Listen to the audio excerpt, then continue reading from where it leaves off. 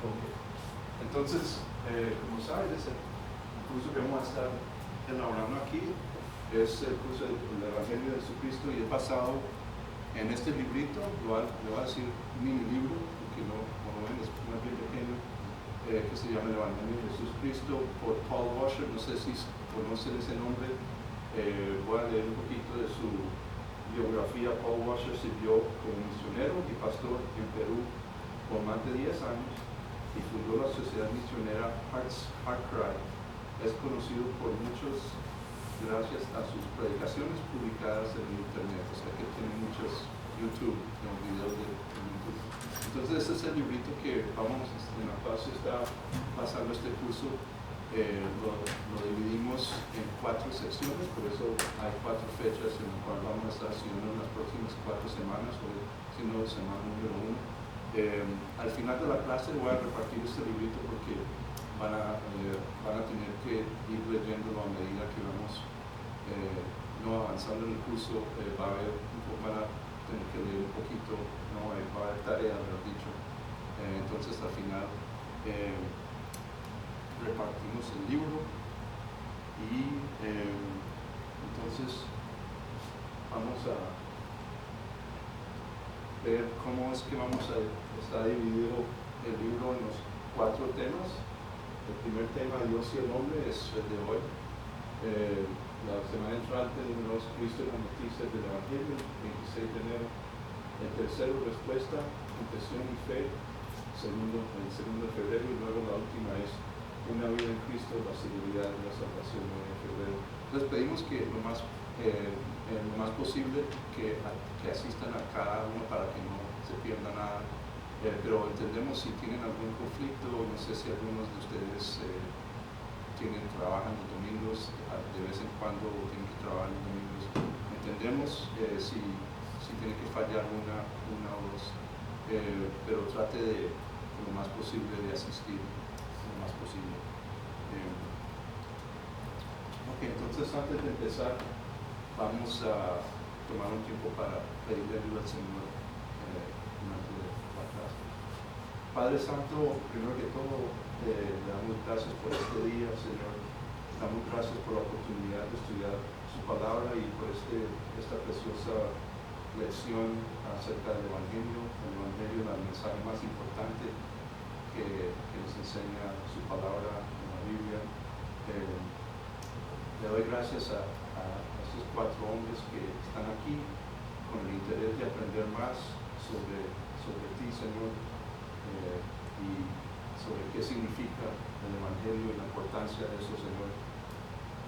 Sabemos que tu Espíritu está aquí con nosotros, Señor, entonces le pedimos que por medio de su Espíritu que nos ayude, primero que todo, que me ayude a mí a ser claro, a presentar los conceptos de una forma clara y entendible.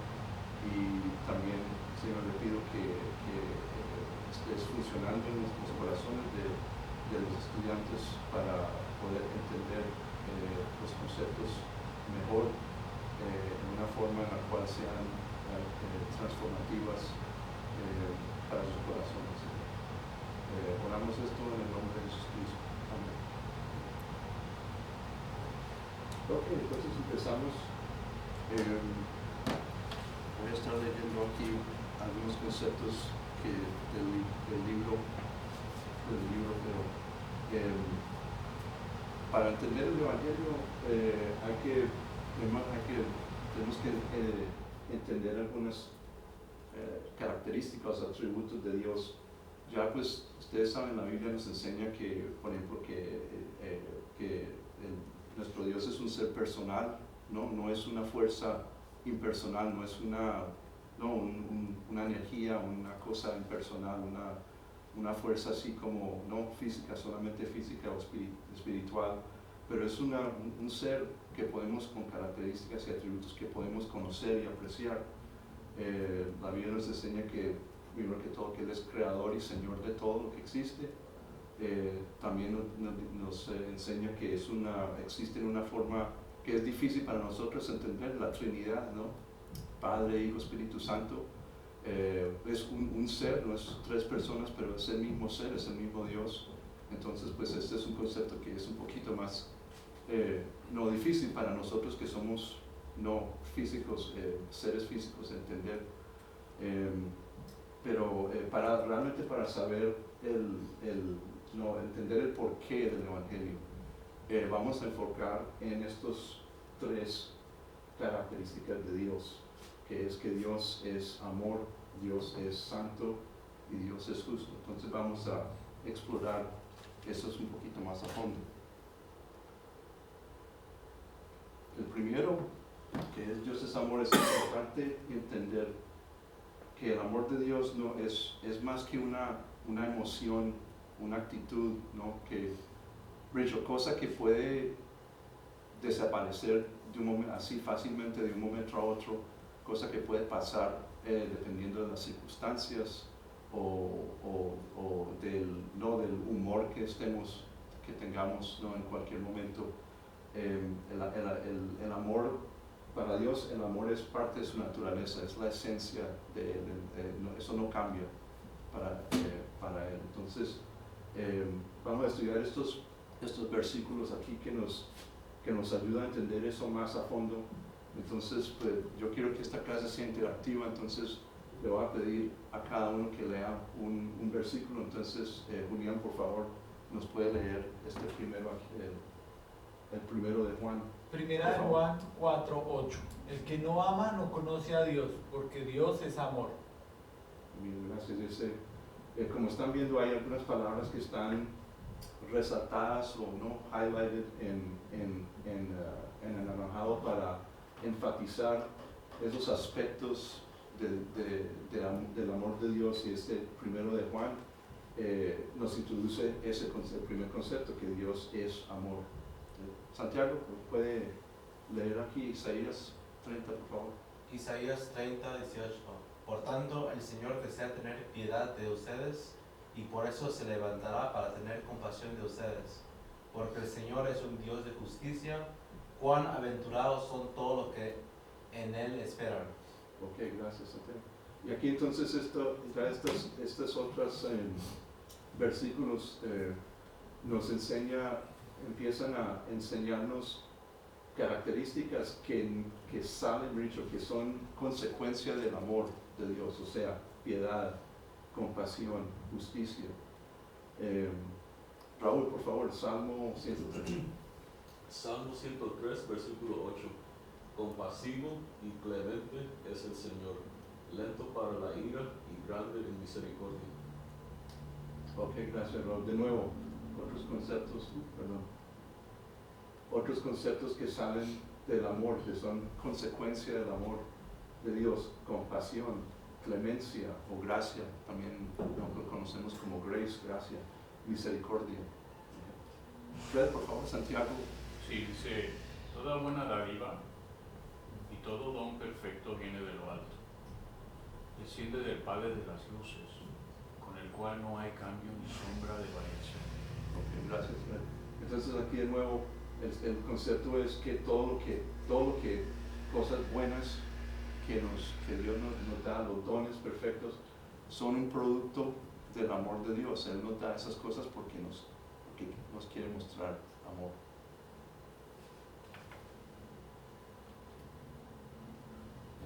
El segundo atributo, Dios es santo. Y aquí el concepto es importante entender que la palabra original de la Biblia, que nos indica o que habla de la santidad de Dios, comunica el concepto de estar separado o apartado.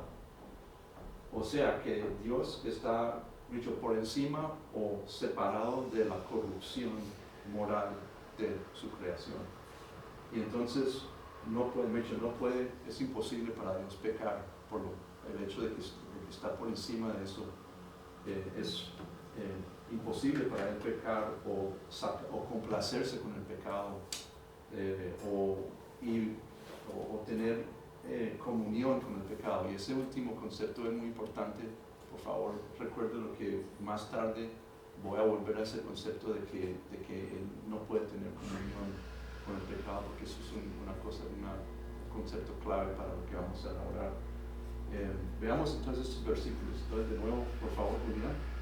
puede leer Isaías. Isaías 6:3. Y el uno al otro daba voces diciendo, Santo, Santo, Santo es el Señor de los ejércitos, llena está toda la tierra de su gloria. Gracias, sí, gracias. Bien. Entonces aquí, no sé si ustedes conocen este versículo en el libro de Isaías. Aquí el escenario es que el profeta Isaías está bajo la influencia del Espíritu Santo y Dios le está dando una visión. Y la visión que le está dando es, él está viendo el cielo con el Señor y todos los seres angélicos. Y entonces esas voces que está hablando ahí son las voces de los ángeles que están con el Señor en el cielo, y ellos lo están alabando, ellos están diciendo Santo, Santo, Santo es Dios. ¿Y quién va a saber mejor el carácter de Dios que los ángeles, verdad? Que viven con Él todos los días en el cielo, en la tierra. Y están allá en el cielo porque también están sin pecado, o sea, merecen estar en el cielo. Entonces, ese concepto, ese versículo es importante para saber, ¿no? Es los ángeles diciendo, Santo, Santo es el Dios. Santiago, por favor, primero de Juan. Y dice, y este es el mensaje que hemos oído de él y que les anunciamos. Dios es luz y en él no hay ninguna tiniebla. Ok, gracias. Entonces este concepto obviamente que de la santidad de Dios no se describe como ser una luz, una cosa que nos alumbra, que nos guía, que nos muestra la vía por la cual debemos estar caminando. No hay ninguna tiniebla, o sea que no hay nada oscuro en Dios, no hay ninguna cosa oscura o mala que en su carácter. Raúl, por favor. Habacuc. Habacuc 1:13. Muy limpios son tus ojos para mirar el mal, y no puedes contemplar la opresión. ¿Por qué miras con agrado a los que proceden perfidamente? Perfectamente, sí. Gracias, Raúl. Entonces aquí el concepto es, de nuevo, limpio, ¿no? Como un sinónimo, pues, de la santidad, que es Dios es limpio, sin ¿cómo se dice? Sin blemish, no sé cómo se dice. Mancha. Sin mancha, sí, sin eso, exactamente, gracias. Fred, Santiago. Sí, que nadie diga cuando es tentado, soy tentado por Dios, porque Dios no puede ser tentado por el mal, y Él mismo no tienta a nadie. Ok, gracias, Fred. Entonces, de nuevo, el concepto es, la santidad de Dios no nos permite hacer algo así, que de tratar de hacer que alguien cometa un pecado. El pecado no viene de la tentación de Dios, viene de tentación del diablo, de Satanás, o de nuestras propias problemas que tenemos dentro de nuestro corazón. Y también quiero enfatizar también este concepto de que noten estos dos versículos, el concepto de no puedes, no puede.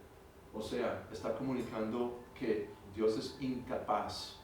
De hecho, es tan santo, es tan puro, que es incapaz de pecar o de hacer algo que sea pecaminoso.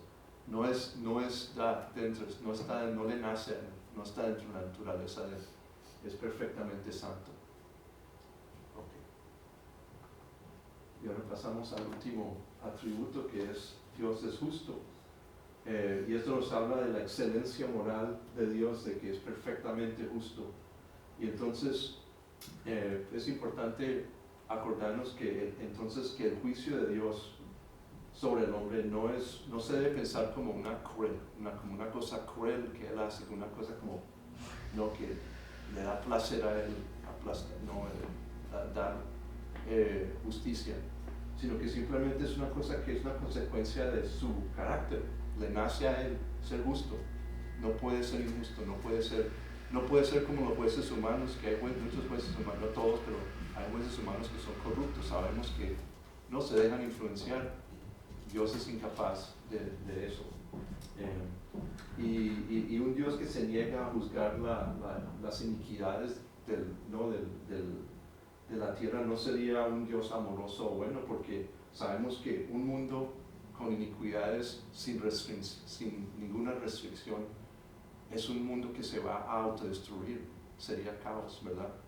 Entonces es un Dios justo y bueno y de amor no puede permitir que el pecado sea así, que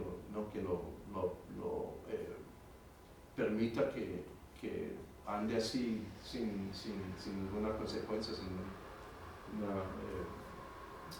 ninguna restricción. Entonces, de nuevo, vamos a ver esos versículos, a elaborar este concepto con estos versículos, por favor, Julián. Salmo 11:7. Pues el Señor es justo, Él ama a la justicia, los rectos contemplarán su rostro. Ok, gracias, Señor. Y Santiago, Deuteronomio, por favor. La roca, su obra es perfecta porque todos sus caminos son justos. Dios de fidelidad y sin justicia, justo y recto es Él. Ok, gracias. Raúl, por favor, Salmo 9, versículos 7 al 8. Pero el Señor permanece para siempre. Ha establecido su trono para juicio y juzgará al mundo con justicia, con equidad, ejecutará juicio sobre los pueblos. Ok, gracias, Raúl. Y Fred, por favor, el último Eclesiastés. Porque Dios traerá toda obra a juicio, junto con todo lo oculto, sea bueno o sea malo. Ok, gracias, Fred. Hay uno más que no hubo, Jeremías 17:10, o sea que no hubo espacio, pero pueden, en su tiempo libre, pueden investigar ese. Pero ya ven que el concepto es, entonces, está declarando el juicio de Dios, que Dios es mucho, Dios es justo, Dios, aparte de lo que Dios hace es establecer la justicia y ¿cómo se dice? Tratar de eliminar la iniquidad. Entonces, antes de proceder a la próxima sección, voy a elaborar aquí o ilustrar en nuestro tablero aquí, vamos a empezar a ilustrar el concepto. Entonces vamos a poner aquí en un cuadro aquí, vamos a listar todo lo que acabamos de cubrir.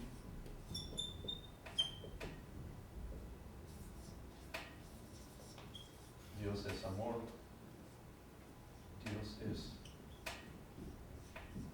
santo, Dios es justo. Entonces aquí Dios está, todos los atributos de Dios están aquí. Entonces vamos a volver aquí un poquito más tarde, pero entonces vamos a... Disculpe, profesor, fíjese que está muy interesante ese último de Jeremías. Léalo, por favor. Dice, yo el Señor escudriño el corazón, pruebo los pensamientos, para dar a cada uno según sus caminos, según el fruto de sus obras. Eso nos recompensa dependiendo de ese escudriñamiento de corazón y de pensamiento. Pues él está hablando ahí para los que son salvos. Okay. He dicho. Entonces, no sé, de pronto han oído el concepto de que los que están salvos, los que vamos a estar en el cielo después cuando regrese Cristo y ya el gran multamiento, va a haber, cada uno va a recibir lo que llaman gifts o regalos, de acuerdo con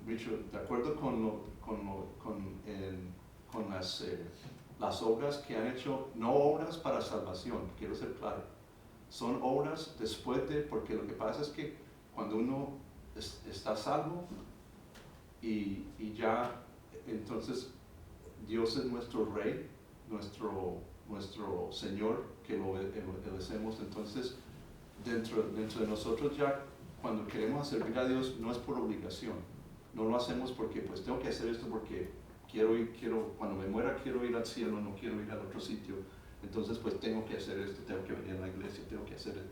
No, la actitud del corazón cambia de ser una cosa que uno hace todas esas cosas porque quiera complacer a Dios, porque quiere mostrarle las gracias que tenemos, ¿cómo se dice? Gratitude, Gratitud. la gratitud que tenemos hacia Dios por lo que hizo por nosotros. Entonces esas obras son obras que Él tiene para nosotros hacer como salvos, ya después de la salvación. Entonces ese pasaje, ese versículo está hablando de los regalos que vamos a heredar cuando ya pasamos al otro mundo, como se dice, cuando pasamos al reino pues de Cristo. Pregunta. ¿Entendieron? ¿Lo expliqué bien? Sí, Gracias. Ok. Pregunta, ¿eso tiene que ver en relación cuando dice tal versículo, Él será considerado alto en el reino de Dios? O pone que dice, haz esto y serás considerado menos en el reino de Dios. ¿Eso se relaciona con eso o eso es algo separado? Pues depende del concepto, tendría que ver los versículos, pero es probable que lo más probable es que sí está hablando de eso, que cada uno recibirá, todos vamos a estar en el cielo, los que estamos salvos vamos a estar en el cielo, pero unos Dios va a compensar con un poquito más, dependiendo de cómo sirvieron a Dios durante su tiempo aquí en la tierra. Según tengo entendido, en varias partes de la Biblia dice que hay dos libros, que uno es el libro de la vida y que otro es el libro de las obras. Y referente a lo que usted estaba hablando precisamente, de las obras que uno hace después de que salva. Sí, el libro de la vida son los que están salvos y están en esa lista de que van a estar eternamente con Dios, y luego el libro de las obras, sí, como dices, cómo servimos a Dios, hasta qué nivel servimos a Dios cuando estuvimos aquí en la tierra, y entonces nos va a dar reward por exacto. Ahí también pues que ella estaba escuchando algo referente a eso, que es la parábola de los talentos. Sí. Que las obras que uno haga tienen que ser conforme a los talentos que uno haya, que Dios, porque en la primera parte veíamos que Dios era el que daba los buenos talentos y las buenas cosas. Entonces, conforme a lo que le hayan dado a uno, a sí mismo uno tiene que servir y hacer buenas obras. Para que ya después, cuando sea el fin, dice algo así como siervo fiel, has hecho como cosas buenas, como que se entendió. No, ese es un excelente ejemplo, gracias, Miriam. La parábola de los talentos exactamente habla acerca de eso. El quien sirve a Dios de una forma así fiel y a alto nivel, lo recompensarán con más responsabilidad, porque ha demostrado el deber, la voluntad hacia Dios de servirlo. Ok, gracias Fred por la pregunta. Ok, entonces ahora pasamos al siguiente tema, que es el carácter del ser humano, porque para entender el Evangelio también es necesario entender el carácter del ser humano, entender el por qué es necesario el Evangelio.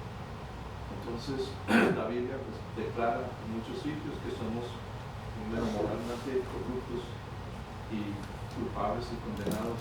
Entonces exponemos estos dos conceptos en un problema aquí. Entonces, primero, moralmente corrupto por la caída del ser humano que vemos en el principio del libro de Génesis, capítulo 1, versículos 26 y 31. Todos los humanos hemos caído en la muerte espiritual, y entonces por naturaleza somos moralmente corruptos. inclinados a ser egoístas o egocéntricos, ¿verdad? Y hasta hostiles hacia la justicia de Dios. Nos da como ira, ¿no? Cuando alguien nos dice que no podemos hacer eso, ¿por qué? ¿No? Nos da ira. Entonces veamos estos versículos, estudiamos esos versículos para profundizar eso. Julián, por favor, Efesios 2, 1 y 2. Y Él les dio vida a ustedes, que estaban muertos en sus delitos y pecados, en los cuales anduvieron en otro tiempo según la corriente de este mundo, conforme al príncipe de la potestad del aire, el espíritu que ahora opera en los hijos de desobediencia. Okay, gracias. Entonces ahí estábamos viendo eso de que somos muertos espiritualmente por nuestras actividades aquí, por lo que tenemos aquí en el corazón, que es esa, ¿no? la preponderancia de cometer delitos, de pecar. Y ese espíritu, esa naturaleza, esta parte aquí del versículo, opera en los hijos, es una cosa que está entre nosotros. Eso es el concepto de que opera, ¿no? Es como parte de la maquinaria ahí del corazón corrupto. Santiago, por favor, Jeremías.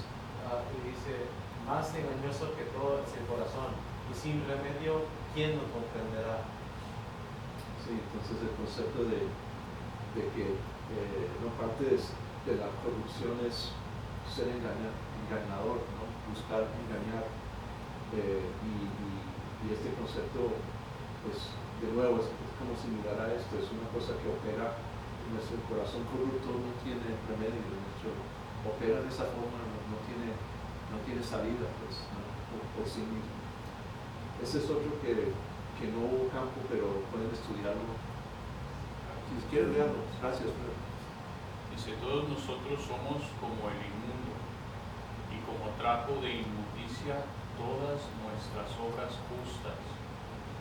Todos nos marchitamos como una hoja, y nuestras iniquidades, como el viento, nos arrastran.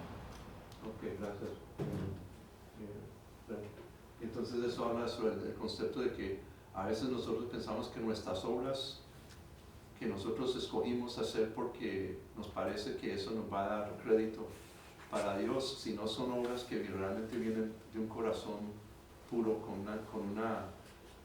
una actitud o una voluntad que es realmente autosacrificio, ¿no? Que realmente uno lo hace por el amor y no por alguna otra razón que nos conviene. Entonces Dios va a ver esas obras como trapos inmundos, ¿no? Por eso es que dice así, es una cosa difícil de oír, ¿no? Que nuestras cosas que nosotros pensamos que están bien, que son para Dios una inmundicia, pero es indicación de que Dios quiere que nuestro corazón cambie primero, antes de las obras que hacemos tienen que venir ya de un corazón puro, y no porque hay veces que las personas hacen cosas que parecen buenas, ¿no? Así a simple vista parecen buenas, pero de pronto las hace por algún motivo que es autosirviente, ¿no? Por ejemplo, la persona la corporación que da una gran donación, ¿no? A los pobres, pero ellos lo hacen solamente para la visual, ¿no? Para poder decir, vea qué tan bueno soy, pero realmente no le importa a esa gente, o lo hace porque es una deducción, ¿no? En sus impuestos, después de un tax write-off, como dicen en inglés. Entonces, pues, ¿cómo puede Dios aceptar eso como una buena obra si no viene realmente, no le nace a uno? Es una cosa, ¿no? Que la motivación no es pura. Entonces, es de lo que habla ese versículo. Y Fred también quiere poner. Raúl. Perdón. ¿Verdad? Sí, que me confundí, ok. Mateo 15:19, porque del corazón provienen malos pensamientos, homicidios, adulterios, fornicaciones, robos, falsos testimonios y calumnias. Gracias, Raúl. Entonces, sí, estas son todas las cosas que provienen de un corazón corrupto, son las cosas que nacen de un corazón que siempre está operando desde un punto de vista, ¿cómo me sirve a mí? What's in it for me? ¿Cómo? Por esto, ¿qué me conviene? ¿No? ¿Qué voy a sacar de esto? Ok. Seguimos. Entonces, el segundo concepto de la condición de los seres humanos, somos culpables y condenados. Por consecuencia de lo que acabamos de estudiar, de ser moralmente corruptos, la humanidad es culpable y condenada porque nos lleva a cometer hechos que van en contra de los estándares de Dios, un Dios que es amoroso, santo y justo. Entonces, como vimos, esa listica de cosas ahí es lo que está hablando, ¿no? Que esos son nuestra corrupción nos lleva a cometer esos hechos que obviamente están en contra de lo que Dios quiere que como actuamos. Entonces, estudiemos un poquito en estos versículos, por favor, Julián. Romanos 3:23, por cuanto todos pecaron y no alcanzan la gloria de Dios. Gracias. Santiago, Romanos, por favor. Dice, no hay justo, perdón, ni aun uno. No hay quien entienda, no hay quien busque a Dios. Todos se han desviado, a una se hicieron inútiles. No hay quien haga lo bueno, no hay ni siquiera uno. Ok, gracias. Raúl Reyes, por favor. Primero de Reyes. Reyes 8:46, pues no hay hombre que no peque. Ok, gracias. Entonces esos, bueno, sigamos. Fred, por favor, Romanos 3. Ahora bien sabemos que cuando dice la ley, lo dice a los que están bajo la ley, para que toda boca se calle y todo el mundo sea hecho responsable ante Dios. Ok, gracias. Julián, por favor, Salmo 130, por favor. Señor, si tú tuvieras en cuenta las iniquidades, ¿quién, oh Señor, podría permanecer? Ok, gracias. Entonces ya están viendo los conceptos, ¿no? De que todos, Rachel, no hay nadie, todo el mundo, toda la humanidad que está bajo, desafortunadamente, el curse, ¿cómo se dice curse? Maldición. La maldición. La maldición de lo que causó el pecado original, la corrupción que llegó a la creación de Dios, nos ha hecho pervertidos a todos, nos ha hecho condenados a todos. No hay ninguno que eso es todo lo que declara estos versículos, es que toda la humanidad está desafortunadamente bajo esa condición, y este pedazo esta parte de este versículo nos dice que somos responsables ante Dios por eso. No, entonces por eso es que estamos condenados. Otros dos conceptos que son parte de esta del concepto de que somos culpables y condenados, que debemos tener en cuenta, es que podemos decir, bueno, yo no soy tan mala persona comparado con Adolfo Hitler, por ejemplo, o cualquier nombre criminal que ustedes puedan imaginarse, ¿no? De los que han cometido crímenes horribles que sabemos. El problema es que el estándar por la cual Dios nos va a juzgar no es comparado con otros, sino el estándar es el mismo, o sea, la perfección. Entonces por eso es que no podemos fácilmente, de hecho, estar así calmadamente y decir, no, yo no soy tan malo, porque el estándar no es otra persona peor, es Dios. Entonces por eso, no importa que seamos menos pecadores que otros, ¿no? ¿Verdad? Y el segundo es, aunque tal vez podemos decir que no hemos cometido físicamente alguno de esos tipos de pecados, ¿no? Los que leímos, por ejemplo, en el versículo, el hecho de simplemente haberlo pensado o de desearlo, no secretamente, ¿no? En nuestros corazones, es para Dios pecado, porque Dios no está interesado en aparentar, en lo que aparentamos, porque es muy fácil nosotros ocultar eso, ¿verdad? Tenemos esos pensamientos, pero así físicamente al público, pues uno, ¿no? Sonriente y placentero, y simpático y todo, y todo el mundo dice, qué buena persona, hace cosas buenas, pero sí, por dentro es muy fácil ocultar eso, ¿verdad? Porque nos quedamos calladitos, nadie sabe de esa parte, ¿no? Pero Dios sí lo sabe, y Dios está más interesado en lo que está aquí, en el espíritu, en la condición de nuestro corazón, más que lo que aparentemos o la presencia física de lo que parece, no, que le parezca, lo que aparentamos al mundo, pues. Entonces, por eso tampoco podemos decir, pues sí, yo no he matado a nadie, yo no he robado un banco, no he cometido adulterio, pero el pensarlo, ¿quién puede decir que no ha tenido un pensamiento no inapropiado hacia una otra mujer que no sea, por ejemplo, su esposa o su novio? Eso cuenta para Dios, eso cuenta.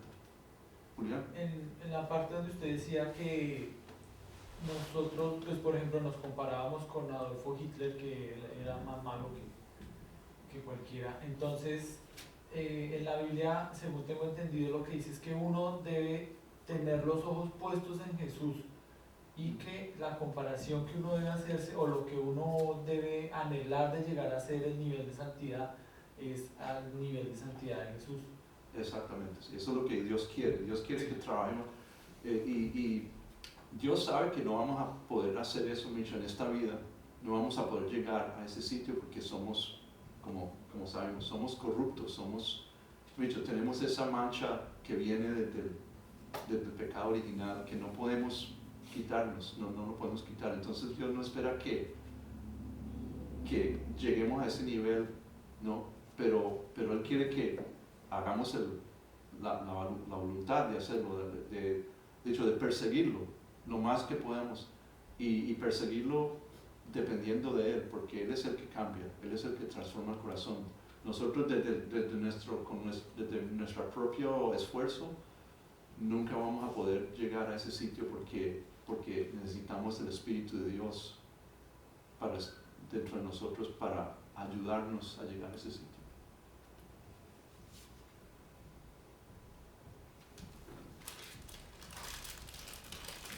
Ok, entonces, volviendo de nuevo aquí a nuestra ilustración, vamos entonces ahora a poner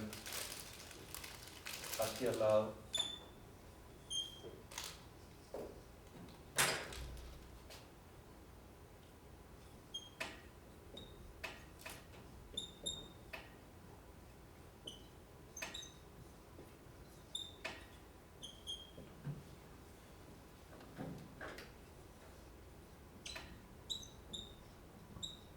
moralmente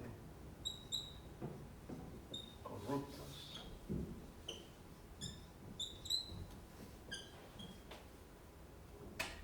culpables de nuestro pecado, o sea que tenemos que contestarle a Dios, por eso dar cuentas, y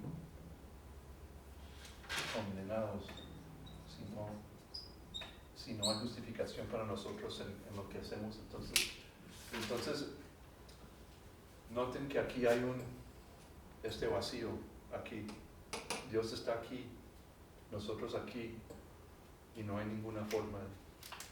Hay un vacío aquí que no podemos estar aquí a este lado con Dios por todas estas características, porque recuerde lo que había dicho antes, que Dios no puede tener comunión con el pecado, porque Él es puro. Es como la ilustración, por ejemplo, sería cuando usted toma un poquito de aceite y lo trata de combinar con el agua, ¿verdad? Con un vaso de agua. Usted puede estar rehuyendo eso hasta que se duerma ahí tratando de rehuirlo para que se combine. Nunca se van a combinar, ¿verdad? Dios es como ese aceite que no se puede combinar con el agua. Si el agua es el pecado, Dios es el aceite, nunca se van a mezclar, se van a poder mezclar, porque Dios no le nace eso, no puede, es incapaz de. Entonces ese es la situación.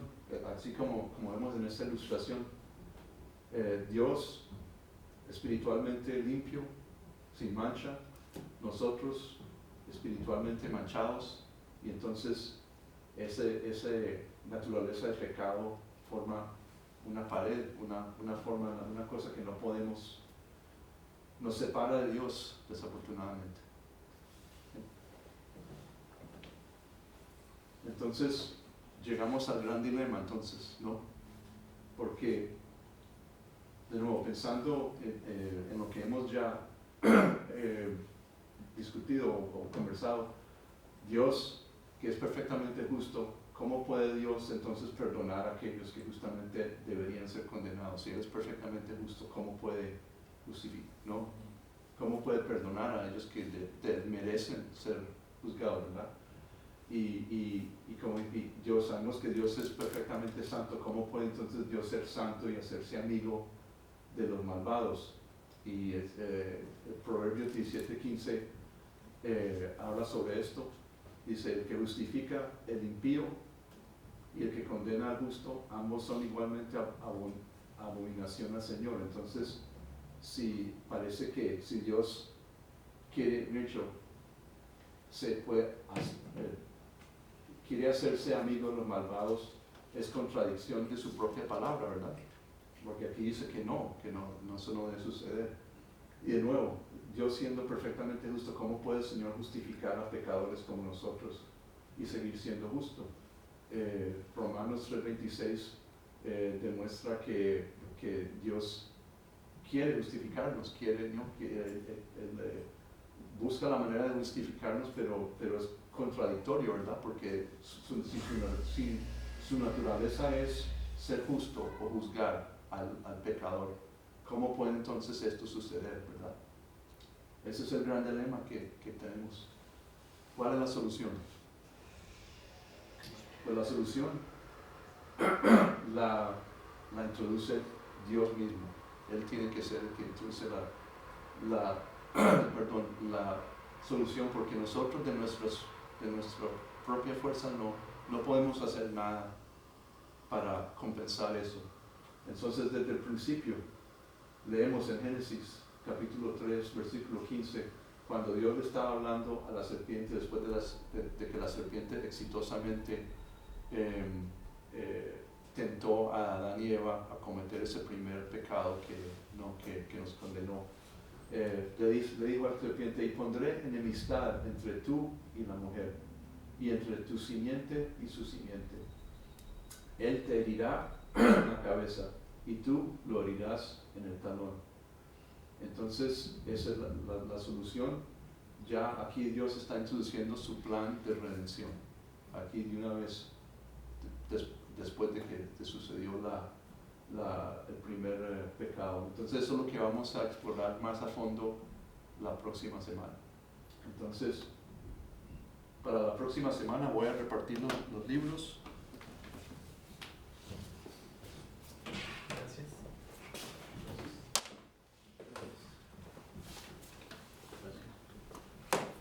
Y entonces la tarea para la próxima semana es leer las páginas del 1 al 32 del libro, del librito, y sé que pues eso les va a parecer que eso es bastante, ¿no? 32 páginas, pero primero que todo pues este librito es pequeño, y entonces va a ver que lo va a poder hacer rápidamente. Y la segunda cosa es que la razón por la cual es tanto es porque no solamente esto va a abarcar lo que vamos a cubrir la semana entrante, sino que también abarca lo que cubrimos hoy. O sea que, porque obviamente no pudieron leer de antemano la parte que discutimos hoy. Entonces van a ver esto, va a profundizar un poco más lo que cubrimos hoy, y luego van a leer lo de la próxima semana para que estén listos cuando vengan la próxima semana.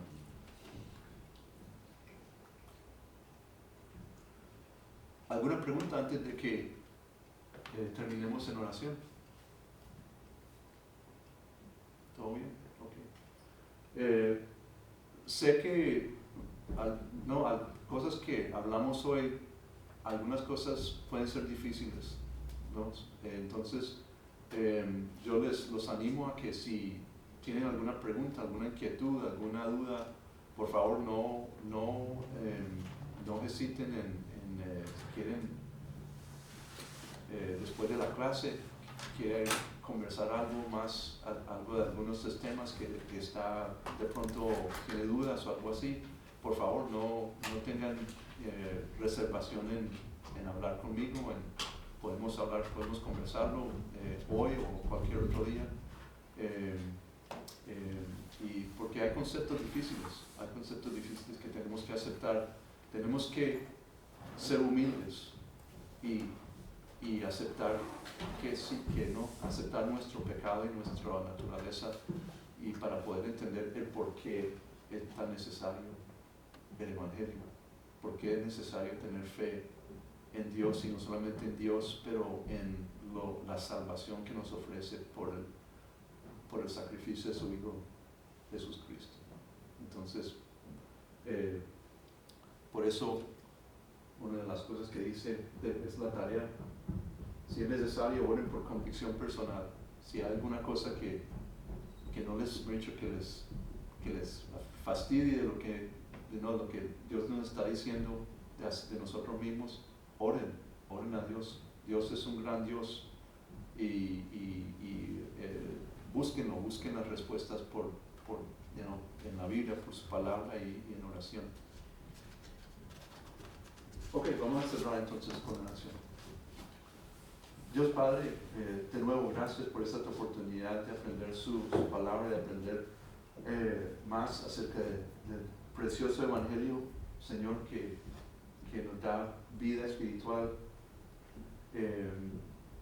Gracias de nuevo por esos estudiantes, por estos hombres que están aquí esta mañana estudiándolo, Señor, que quieren conocerte más, quieren conocerte mejor, quieren entender los conceptos mejor. Y entonces, Señor, les pido su bendición sobre todos, y especialmente a medida que van leyendo el libro de Paul Washer, la tarea, les oro y les pido, Señor, que su Espíritu los ayude a entender los conceptos, los ayude a procesar esas cosas y tener resolución en sus corazones, Señor.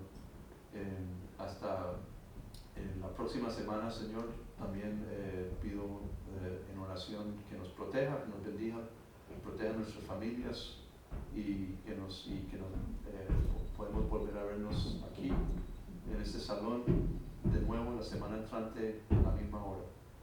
Oramos en el nombre de Jesús Cristo. Amén. Amén. Gracias, Señor. Entonces, nos vemos la próxima semana. Ojalá.